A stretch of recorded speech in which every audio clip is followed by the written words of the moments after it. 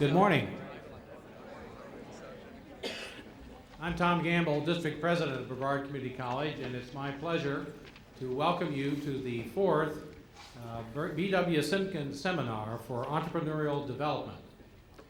This series of seminars, which has been underwritten by Bernie Simpkins, has been a real wonderful addition to what we have to offer, not only to our students, but to the Brevard community, with the lectures being presented here and also in Cocoa on the same day. Let me make a few comments about the physical arrangements here, because I know some of you have classes and you may need to depart. We ask that if you need to leave during the lecture, that you do so through the doors to your left, so we can kind of keep the racket down. Also, if you would like to be included on the emailing list, and that includes iMail, there is a sign-up sheet over here on the table that you can add your email or iMail to, and we'll make sure you get a notice on the next lecture, which will be in the fall. These lectures are offered in the fall and the spring of the year, and basically we identify individuals who have demonstrated an entrepreneurship in their particular field, and we've had wonderful experiences so far. Truett Cathay, who is the founder of Chick-fil-A, was our first presenter. And then we had Bo Calloway from the Callaway Gardens in Georgia, and then this fall we had Al Newhart, who came and presented to us on the development of Florida Today and USA Today. Unfortunately, our committee sponsor could not be with us today. Mike Herodopoulos, as you may know, Senator Herodopoulos recently was elected to the Senate, and they're kind of busy right now working on the budget for next year, and believe me, I'd rather they be there than here, because we have some hopes that we will get a budget for next year. I would also like to identify the other members, however, of the committee for the lecture series. State Senator Mike Herodopoulos, who couldn't be here today, Senator Bill Posey, who obviously is not here and is in Tallahassee, Mr. Scott McHugh, Mr. Walt Gilfillan, Ms. Allison Pittman, Dr. Mike Kalazeski, Dr. Amy Hendricks, and Dr. Catherine Cobb are all members of the committee that puts these sessions together. At this point, I would like to bring to the podium the underwriter and sponsor for this event. It's only through his generosity that we are able to offer this series. It's my pleasure to introduce to the group Mr. B.W. Simpkins.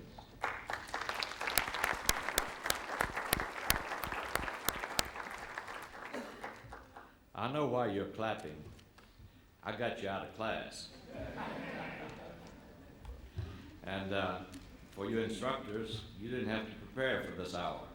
So I know you're real glad to see me today. And you'll be even more happy to meet our speaker for today. You know, it was a long time before I ever heard the word entrepreneur. In fact, I had trouble saying it the first few times. In fact, I was an entrepreneur before I ever realized it. I had left a business, a company, big company, oil company, and had resigned and started a business here in Cocoa. So I became a businessman, an entrepreneur, before I even realized what the word nearly meant. So one of the reasons for these seminars is to acquaint you with an entrepreneur, to let an entrepreneur speak to you, and let you, if you so desire, ask them questions about their life or about how they became an entrepreneur. These seminars are about entrepreneurship. An entrepreneur can best be defined as one who assumes the responsibility and the risk for a business undertaking with the expectation of making a profit. The theory is simple. If the business succeeds, the entrepreneur reaps the reward of profits. If it fails, he or she takes the loss. Successful entrepreneurship are to create value and make a contribution, no matter what their individual motivation may be it money, power, curiosity, the desire for fame and recognition, or just the desire to be your own boss. So you're in your best stage of life, being in college. Sit back and relax and enjoy the session today.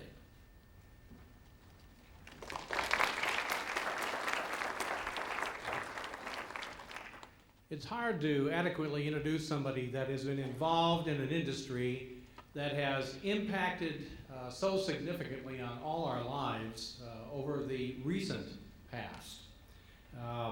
The new media industry is an industry which, 5-10 years ago, we barely knew it existed. And now today, with the computer and the internet, it has become such a imposing almost influence on our lives, while at the same time becoming a fabulous resource for us to learn and to share with one another. Mr. Clemente is here to talk to us today about this industry and his particular role in it and how it has developed. And he has himself been involved in building, rebuilding, advising, consulting, and now sharing his experiences with us regarding his entrepreneurship in the new media industry. You have before you in the program a more complete biographical sketch in terms of his background. I won't take up time to go over that. You can read, I hope. And it's my pleasure now to introduce to you Mr. Charles Clemente. Thank you. Good morning. I'm here to tell you that I'm a failure. I failed at entrepreneurism many, many times. It's like baseball. You don't hit 1,000. I'm hitting maybe 250. But the good news is, after 35 years, I became an overnight success. And it was not because of anything I did. It was because of an accumulation of things that happened. If we step back a little bit, take one particular law and see what happened in the technology industry. How many of you have heard of Moore's Law? A couple of you. Moore, who was at Intel, said, we will develop technology in the chips that will double performance and cut the price in half every 18 months. It was an amazing law that really worked. What it did for people like myself was created opportunities, immense opportunities, because there were new markets opening up everywhere. And at the same time, there was the digital revolution. Back in the early days, there was a company called Wang. I don't know if many of you heard of it, but it was the first company that used digital technology to get into word processing, because everybody else was doing things which took an awful lot of time.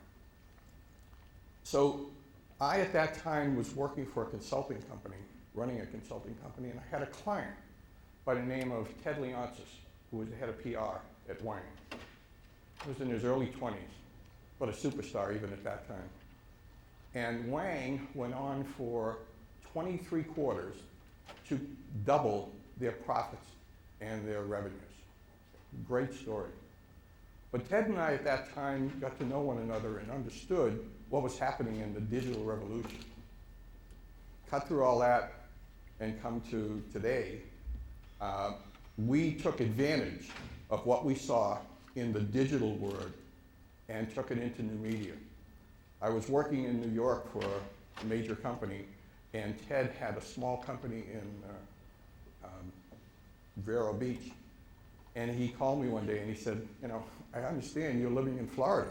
And I was traveling around the world from here. It didn't matter where I lived because I could travel from here. And he said, come over, I want you to see what's happening. I went down to see him, and he had about 15 people, and he was in the middle of trying to develop a new media company, and it was based on the digital revolution. So we talked a little bit, and he said, I really would like you to come down, work with me, because I can't do this all alone. And he had a board of directors. He had been taking cash as an infusion, and I was the so-called gray hair that would make things legitimate with them. It was a unique opportunity. It meant that I would take a cut in pay, maybe down to 30% of what I was making, but Ted was a generous person, so he would give me a piece of the company. So I did it. It was another opportunity to fail, but fortunately it didn't fail. But the story of Redgate is really the story of entrepreneurism that you're all hoping for. I'm sure many of you sit out there and wonder, I've got a big idea. Why can't I make it? Well, I'm here to tell you that there is a lot to creating a company. When I joined Redgate, with the 15 people, we had a couple of people in California, a couple of people in Boston, and we were trying to do a few things. And we were trying to convince people that new media was the way to go. So education was very important.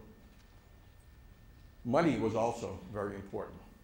We were creating products, and some of the products are today old, but in those days were brand new. We created the first all-digital satellite network. This small group of people created this network where we put satellite dishes on rooftops in New York and Paris and so forth, and communicated one-on-one with certain people. We also created the first CD-ROM as a shopping vehicle. Can you imagine back in those days when people didn't even have CD-ROMs, didn't have CD-ROM drives, and we were going around and talking to people like Land's End and so forth and convincing them to be part of an interactive CD-ROM. So we were at that flashpoint of saying, there is something new here. There's something that is important. And what we needed at that point were more smart people, more organization, and more money. And more money. And more money.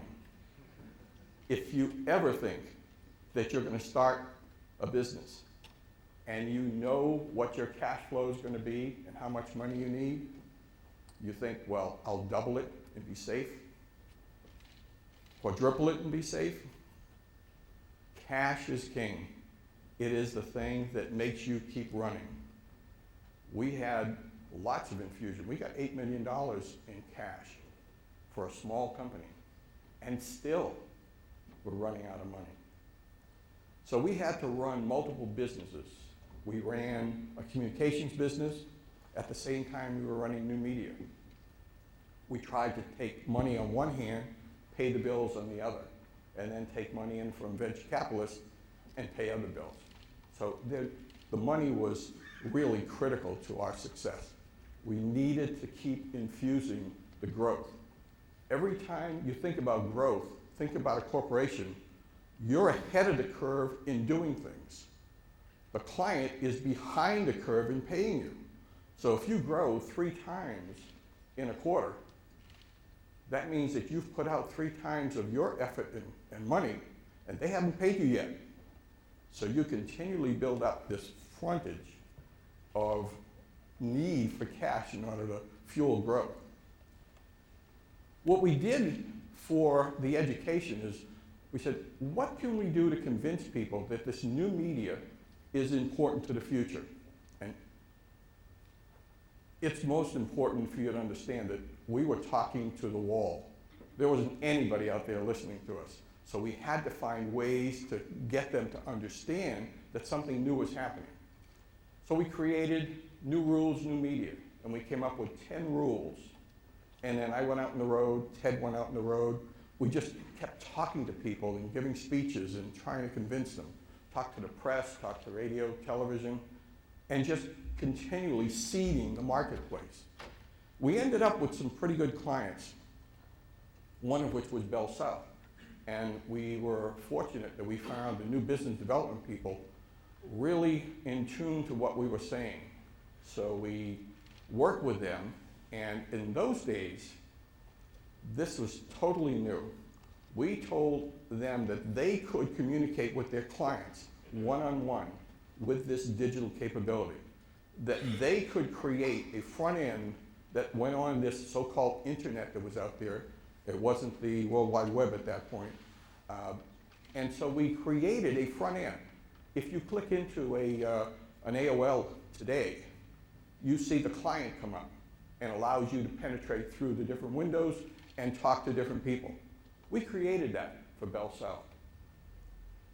And everybody was excited. We were excited. And we made a presentation to senior management. And again, timing. They listened, they were polite, and at the end they said, this is not going to happen. You know, nobody is going to be doing this. People having computers and talking over internet? No. Well, thank you for your effort. You know, we'll pay the bill, and that was it. And we ran across those kinds of problems constantly. But fortunately, we ran across other people who were even more enthused than we were. But they didn't know what they were enthused about.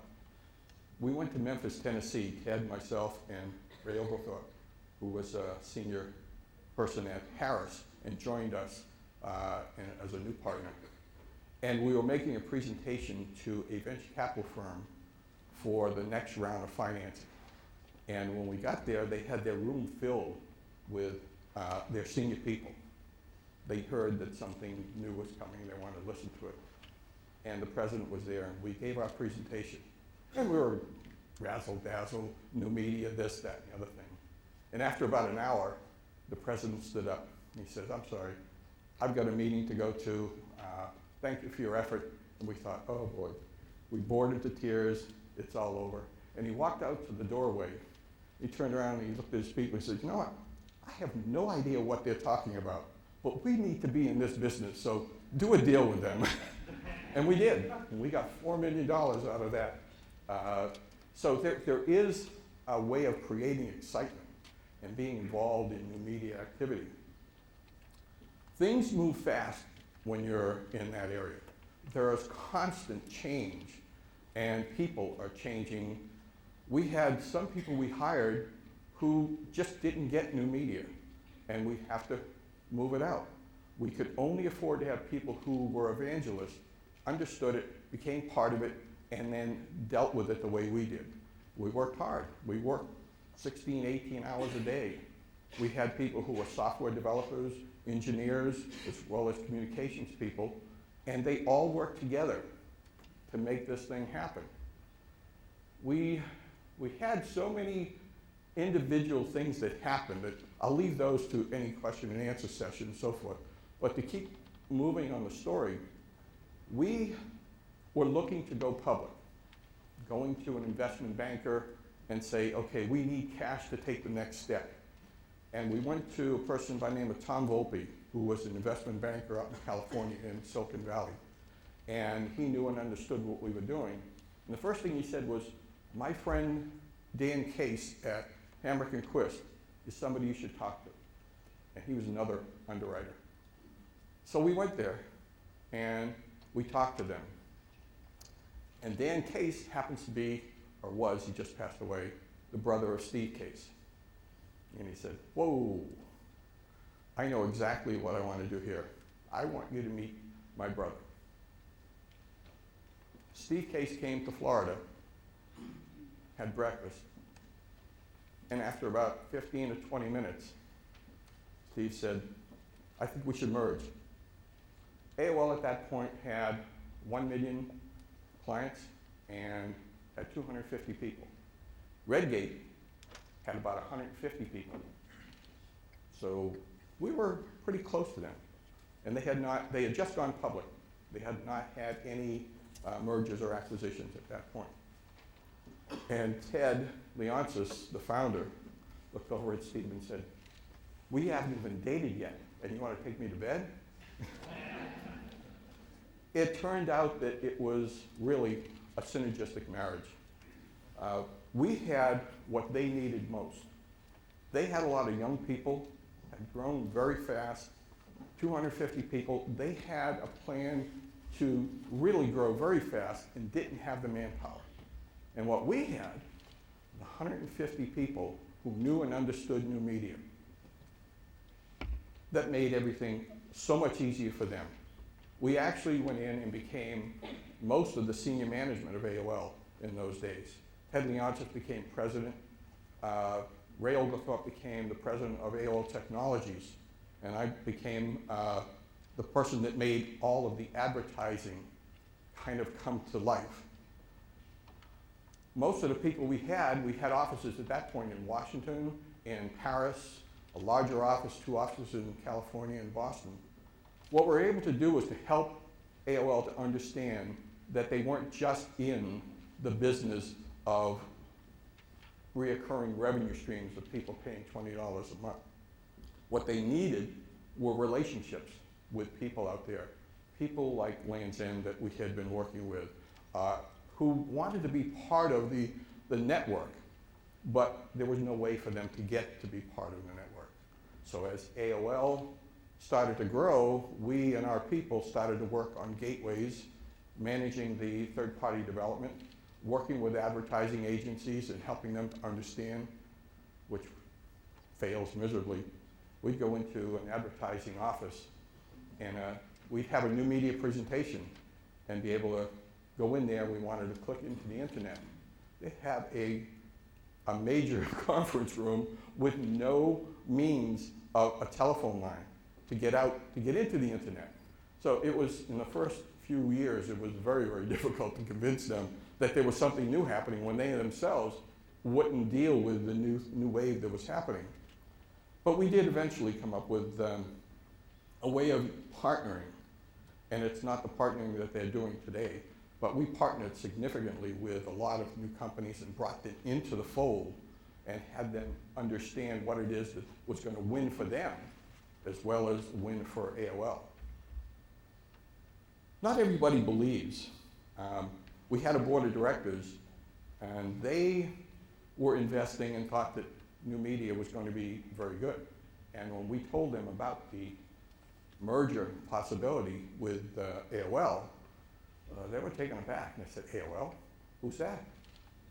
Why would you want to do this? And as much as we talked, they still didn't understand.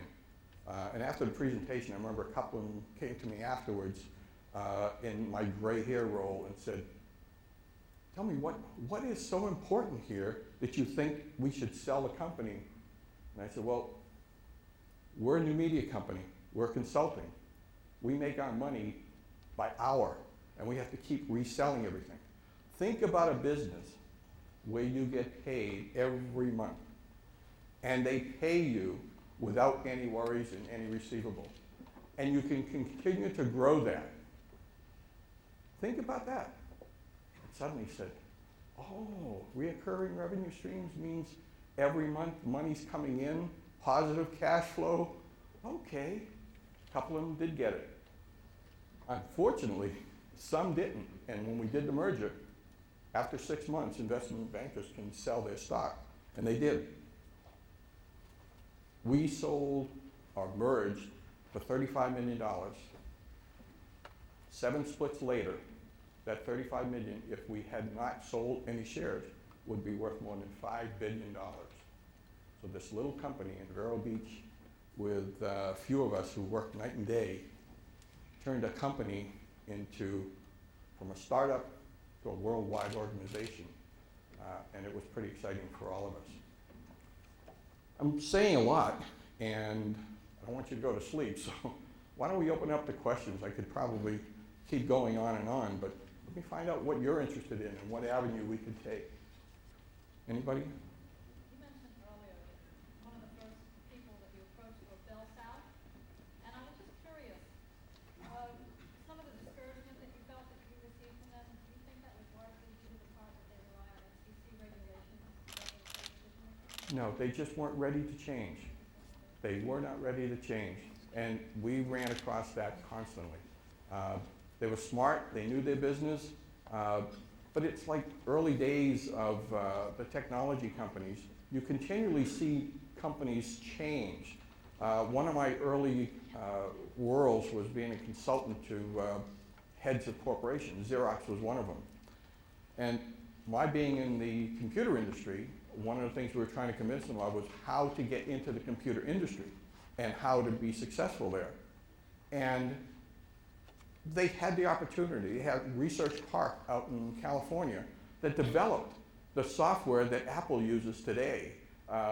They were just magnificent in what they were developing. But they had a mentality that their main business was copiers. And they couldn't eat their children. They would not change what they were doing in order to start something new, because it would take a major effort with major manpower and management to do that. So they tried to do it out of their back pocket and failed, and failed, and failed. It never succeeded because they never gave it the focus. So people sometimes just aren't ready when they've got a very strong business to take a look at something new and say, you know what? We'll cannibalize what we have up to a point and try something new.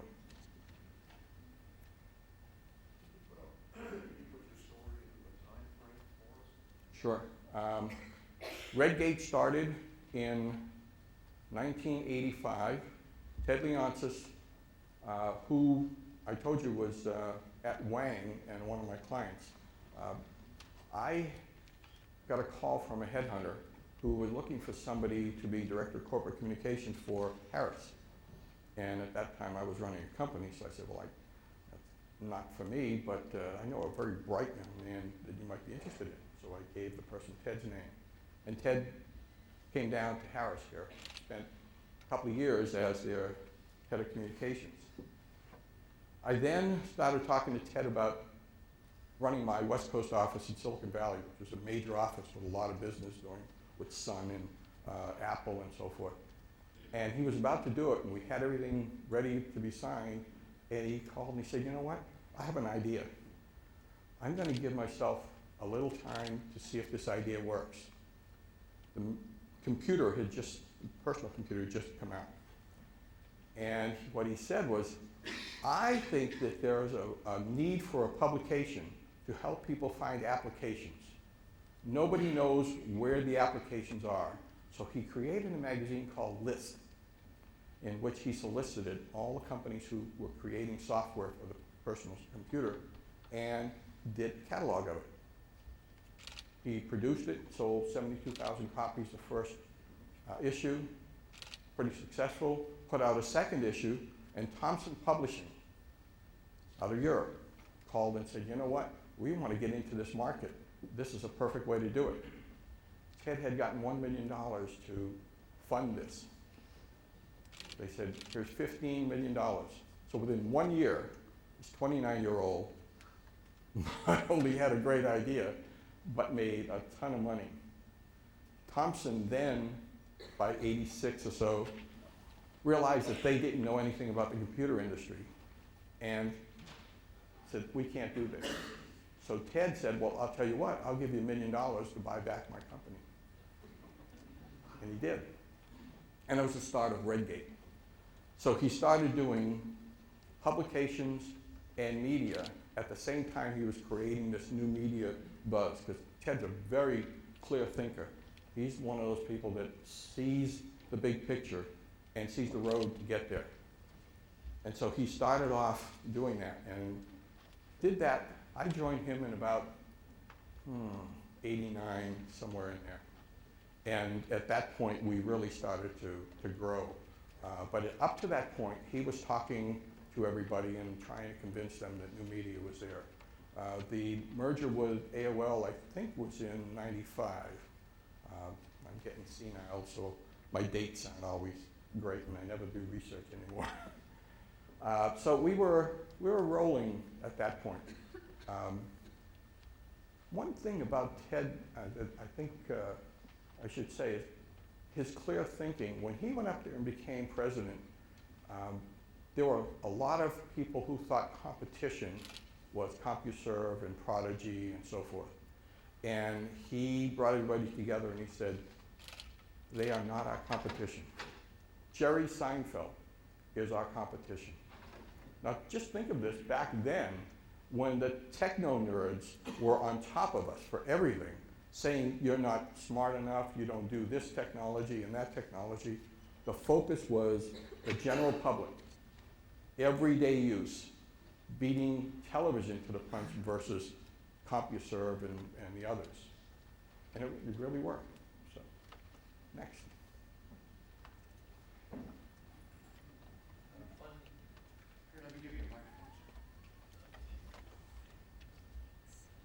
Funding's always a critical issue. A lot of folks have great ideas and they develop them in their garage, and then there comes a time when they need to take the next step. And many cases are approached by venture capitalists or other folks with some funds. And the question becomes, how much of the company do you want to give up for X amount of dollars? You've probably been through that several times over your career. Maybe you could just color that in a little bit. Sure. By the way, this is Howard Murray, entrepreneur in his own right, has created and sold a number of companies in the telecommunications industry. If you can get a handle on him, he can teach you a lot too. Funding is always interesting because venture capitalists are like vultures. They want everything and they want to give you very little for it. In the early days of my career working with a lot of other startups, people have not worked with venture capitalists very well. They have given up very little and taken in very little money. And they became cash poor and didn't make it. Ted Leonsis, interesting enough, is very astute. He realized that 50% of a big pie was better than 90% of a small pie. And so he gave of his company in order for it to grow. When he brought me in, he gave me a piece of the company. Not many people would do that. He started it, took a lot of hard knocks, yet he gave me a piece. When we brought Ray Oglethorpe in, again, we gave him a piece of the company. And we went to venture capitalists. We were willing to give up good pieces of the company because we knew that with that cash, we could get a much bigger company. So if you look at it as we gave up even more than 50% of the company eventually because we kept needing cash, what we all did was became very successful financially. Secretaries were millionaires. Those people that stuck with it. A lot of people are still with AOL, even though there's been a severe drop. They did very well. So what you give up is all personal, but my inclination is to share. The more you share, the more you bring partners in, the more partners you have, the better chance you have of success. How? Okay, try that? Okay. How would a small upstart company get a larger corporation to, how would you get their attention? How do you get them to take you seriously? How do you get that meeting that you got? There's no easy way. It's constant effort. What we found that worked for us eventually was that we would do research on that company. We would find out what their needs were, what their problems were. And even before we met with them, we would say, how does new media fit into their pie? How can we help them to succeed in a way that they're not succeeding today? And then we would do anything to get into the company. We would use our venture capital partners, our other partners. We would call friends we knew, peer-to-peer, to get to any of those relationships. And once we got in, we didn't just go in and try to educate them on new media. We tried to educate them on what new media could do for them very specifically. And in some cases, they still weren't ready, and they thanked us. And many of them talked to us later on and said, we wish we would have. But some of them said, wow, you could do that? And we could do that while we're doing this. And we run parallel programs, and it worked.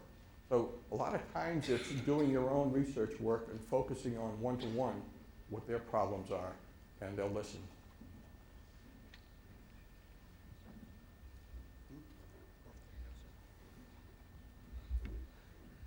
If we consider this digital age in early infancy, where do you see we going from here in next 10 years?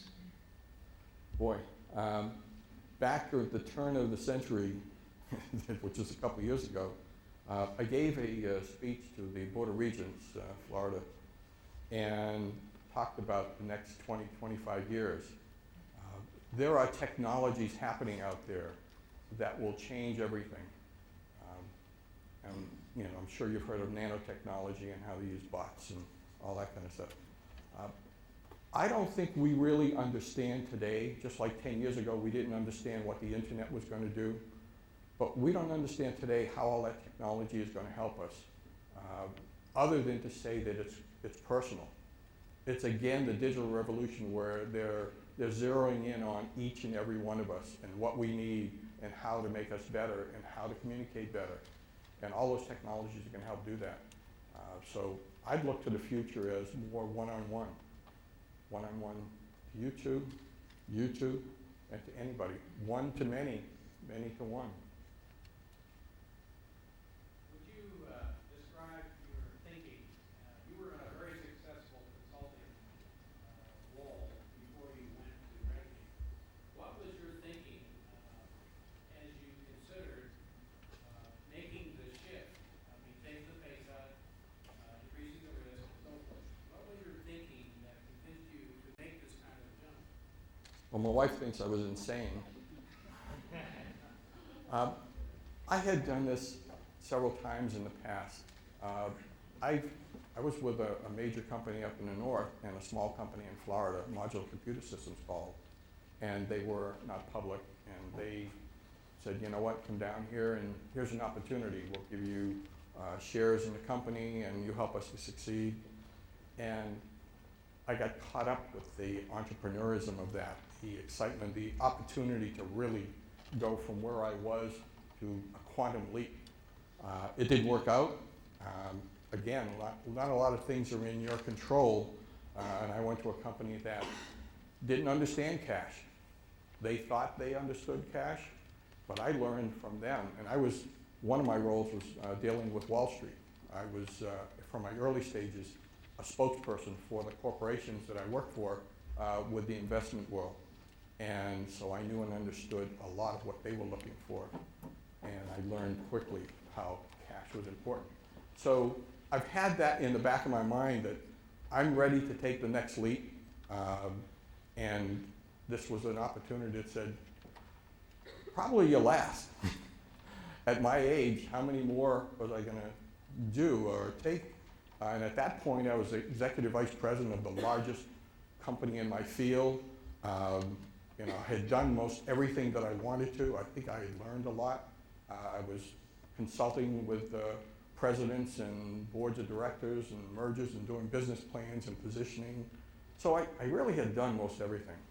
And I thought, I still want to succeed at this. And I believed in TED. I believed in the new media. I believed in all the background that I had that I could bring to bear. So even though it was a risk, 8 years of really working hard and several cases where we were ready to close the doors, we finally made it. But it was that little bulb that's in the back of your head that says, you can do it. Go give it another shot. Like I said, failing, you know, it's not critical to beat yourself up when you fail. One of the things I did learn in that I did use with all of my people was to create an environment where it was safe for them to take a risk. If you're in an entrepreneurial setting, risk-taking is an everyday venture. And if you jump on them when they do something wrong, when they're trying to do something right but they fail, then they're going to stop trying. They're going to take the easy way out. So from my standpoint, taking risks is part of my life and trying to help people that work for me to have a safe way to take risks.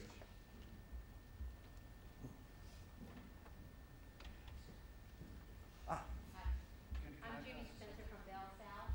They sent me to tell you they're sorry. They're really sorry. You got a microphone coming over to you? Seriously, my question is, in looking back over your life, your career, what is the greatest bit of advice that you would have for these students here? What can they do with where they are right now to make themselves the most attractive they could to their employer, their first employer? Okay, really two parts there. to be attractive to your employer, and my advice, being attractive to your employer is if you are willing to try anything, if you go into a position thinking that this is your role and that's all you do, you're really not going to go very far. If you go into a position and you not only do your role, but try to learn everybody else's around you, then you have a great opportunity to succeed. Because as a manager, what I was looking for at all times was, how can I take a small group of people and help myself by doing several more chores that I couldn't do? And when I found people who were willing to learn, who had an appetite for new things, and would go beyond their job description, I just gleaned on them, and I gave them every opportunity I could. Became a mentor to them and helped them to move forward. So spread yourself. Be opportunistic on your own when you get into that kind of environment. And the other thing that I will say, and I've told my children, destination means nothing. The journey is everything. Enjoy the journey. Whatever it is you're going to do in your life from this point forward, if you're just looking at getting to a certain point, believe me, that's not the fun. The fun is the everyday step of getting there. Everything you do, you will remember and will be a part of you forever. So enjoy that journey. Oh, thank you. I read an article that's got me thinking about, and this article said that someday they believe personal computers would be obsolete. And rather than that, there would be computers for every aspect or every little task or individual situation. But just like when the World Wide Web, before the World Wide Web, they couldn't imagine a need for that. And I can't even imagine a personal computer being obsolete. But do you have some insight or some examples of what those personal little computers might be, perhaps in our personal lives, in our home, or in the medical field? Let me start with a story that goes back to the first computer company I ever worked with, Digital Equipment Corporation. Many of you now don't see Digital as a major entity, but they were the company that created the mini computer. And this is in an environment where IBM had the mainframe. And one of the things that I used to tell Wall Street was there was the octopus and the ant. And back in those days, the IBM mainframe was the octopus. And one of the presidents of IBM said, there's no need for more than half dozen of these machines in the world. They can do everything. Digital Equipment started by saying, you know what, there are individual tasks that need to be done where you can embed a computer. And IBM would say, how can you embed this? Well, they came up with little programmable modules that tied together would do an application. They put them in machine tools, they put them into word processing, they put them into every application you can think of. And a whole new industry grew up. Mini computers became part of what they call real-time applications, where the IBM was the batch. Take it a step to today. More real-time, they're talking about embedding computer chips in everything. The computer chip of today is more powerful than the mainframe was back 30 years ago. And if you think in terms of embedding it into everything you do, whatever you want, it'll allow you to do it. If you think in terms of speech recognition and what we early on in the computer industry came up with expert technology. What that meant was we said, if we can take an individual, take all the knowledge in their head and put it on a computer chip, then you would have knowledge technology. And a person could then access that. Well, now you can do that even more. With the computer chips of today and tomorrow, you could embed them everywhere. You could even embed them in yourself. for the medical profession, one of the things that in my other speech was you could take chips and embed it in yourself, and somebody at a hospital could take a reading, know your whole history. And I have a pacemaker, and it's a big thing like this, and it's got some technology, but it's nothing to embed a chip and to help your life. So you could do chip embedding everywhere. And excuse me. Yeah, that's what I eat. I haven't talked this long in a long time. Not with a wife and 5 kids. So yeah, I think there are ways to use all that, and the use of nanotechnology and embedded chips are what's going to help your life a lot more. Anybody else? Renegade was obviously a stepping stone for what became of this. Mm-hmm. And once you establish a well-oiled organization, what are some of your viewpoints on convincing major investors to keep fueling R&D? Once you have somebody invested, it's a lot easier to get them to put in because they become the seed for new investments. You can't get another investor in on the next round unless they see that the original investors still want to stay in. So when you go to an investor in the early days, they may say they're going to invest $500,000 or $750,000, but what you really want them to do is to commit $5 million. And that helps you as you keep going. And they understand that. They understand what it's going to be because they become partners. That answer? I'm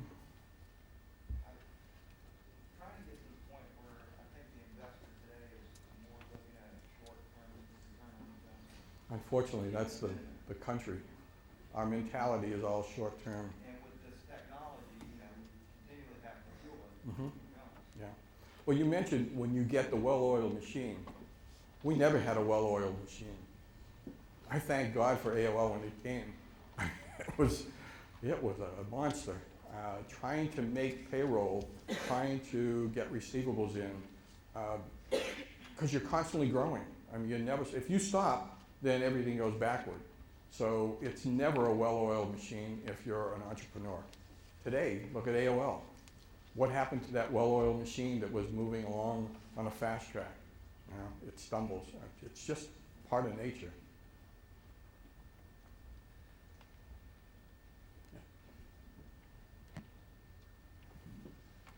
If you had to bullet point what you viewed as the aspects of that personal connection that the business had to make, what would you bullet point that as? Like, if you had to, you were saying that there's a personal connection that was a main difference between AOL and CompuServe, Prodigy, Earthlink, whatever else was out there. What were aspects that made that personal connection possible that made AOL stand out from the crowd? Okay. I mentioned earlier about Ted and what he said about our competition being Jerry Seinfeld. Well, Steve Case, on the other hand, was in that parallel track. And early on, we realized that if we were to grow, we couldn't listen to everybody around us. We had the computer press and the nerds, the computer nerds, telling us that we had this software that was for neophytes. It wasn't worth a damn. You couldn't do multitasking here and this zip here, and we were just getting killed out there. And when we had our strategy sessions, we focused on one thing. We said, we are here for the masses. So if we're here for the masses, we have to keep it simple. We cannot make this more complicated than it has to be. We want somebody to come to the unit, click on, get exactly what they want. Don't burden them with 25 other choices. Make it easy for them. So my bullet point was keep it simple, focus on your market, know and understand your market and what it takes, and let everything else slide off your back because they're out there and everybody has an opinion. In those days, we had everybody hounding us, telling us we had to change, and we had a single focus, day in and day out, day in and day out. Keep it simple, remember the masses, get service organization with thousands of people because of the phone calls coming in, and that was the way we succeeded. Had we done what the other people asked us to do, we would have failed. Somebody else would be leading in that marketplace.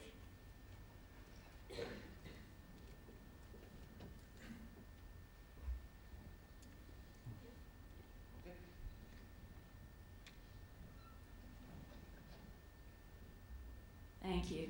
Mr. Clemente, you're very generous with resources and time and expertise. Would you speak to us on entrepreneurism and social and civic responsibility, please? It's all personal, really. I came from a background where I had very little. Grew up in the north end of Boston in a tenement. 3 rooms that were the size of the largest room was 10 by 10, and no central heating, no bathroom. You shared a bathroom out in the hall with 3 other families. And I saw life in a very tough way, and actually went into service in the Korean War to get an education, get my GI Bill. So I've been part of a struggle for a long period of time, and always felt that if there was some way that I could help somebody, that I would do it. Because there were people along the way who were very generous to me. Wasn't always generous with money, because they didn't have it, but they were generous with their time, with their advice, with the ability to help me take my next step. And I never forgot that. It's been with me my whole life. And when I became successful, fortunately my wife Ruth felt the same way, because she had a similar hard life and had to raise children by herself. It's my second wife. So we decided that we wanted to give back, and we created a foundation. And in the heydays, it was a lot easier. we did have significantly more, so we were able to give back to the community. We started with Easter Seal, and we was on the board there, and then we worked with a number of other organizations in the community, and we just made a commitment that this community is where we wanted to live, and we wanted to help them any way we could. So it's personal, but if you get something and it's of value, I think giving back makes you feel very, very good. I know I feel wonderful, and my wife feels wonderful. Even my children, who are not going to get that money, feel wonderful.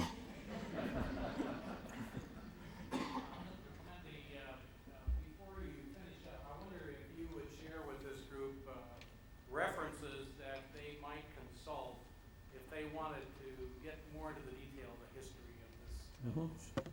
of this. You won't hear too much about Redgate, but there is a book Laura Swisher wrote on AOL. It's called AOL.com, How Steve Case Beat Microsoft and the Nerds and Made Millions. And it's before all of this latest Time Warner situation. So it really is a lot of good detail, information leading up to it. One other little vignette about that title, and it reminds me that when we were very young at AOL, Microsoft, and I don't know how many of you know the aggressiveness of Microsoft and Bill Gates. Bill Gates met with Steve Case and said, I like what you have, and I'd like to buy you out.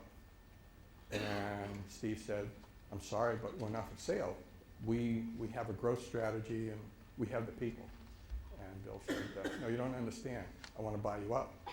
He said, well, you don't understand. I'm not selling. And Bill said, well, if you don't sell to me, I'll put you out of business. And that was the initial relationship between Steve Case and Microsoft. And Bill Gates, to this day, hates AOL.